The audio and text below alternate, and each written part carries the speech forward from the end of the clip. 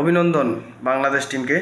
পাকিস্তানের সাথে প্রথম ফার্স্ট টি-20 ম্যাচ আজকে আমরা জিতছি। যাই হোক, সব কথা হচ্ছে যেই একটা মানে উইকেট বানাই রাখছেন মিরপুরে, সেটা ব্যাটিং 110 রান, তারপর আমাদের ব্যাটিংটা মানে কখন আউট হয়ে যায় সেই ভয় আছে। যাই হোক, সবচেয়ে মানে কি বলবো, মুস্তাফিজুর রহমান, আমাদের মুস্তাফিজ আজকে আইপিএলের খেলাটা খেলছে, যে 4 ওভারে মাত্র 6 রান 2 উইকেট। ঠিক আছে, মিরপুরের তো এমনি তো বোলিং পিচ, তারপরও মানে সর্বোচ্চ লেভেলের বল করছে, 110 রানের প্যাকেট দেন। আমরা মোটামুটি ম্যাচটা জিততে পারছি।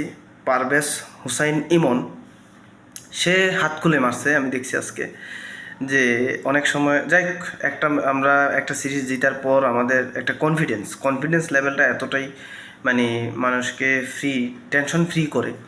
একটা জিনিস দেখবেন, টেনশন ফ্রিতে যে কোনো কাজ ভালো হয়। যেমন যখন আমরা এই যে ক্রিকেট ইয়াতে দেখবেন, নো বল যখন হয়, ফ্রি হিটে মানে ব্যাটিংয়ে যেই প্লেয়ারই থাকুক সে একটা বাউন্ডারি মারে। ঠিক আছে, যে ব্যাটটা ঠিকমতো বলে লাগতেছে না বা লাগাইতে পারতেছে না, সেও 6 মারে। কারণ কি? তার একটা টেনশন নাই যে আমি আউট হয়ে যাব। এই কারণে ফ্রিভাবে যখন আমরা খেলতে পারবো তখনই আমরা ভালো করব।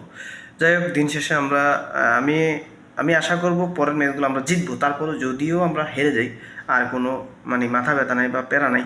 কারণ হচ্ছে একটা ম্যাচ তো জিততে পারছি। আজকে দেখেন পাকিস্তান কি করছে, বাংলাদেশের সাথে খেলা, বাবর আজম তারপরে রিজন আজকে খেলে নাই।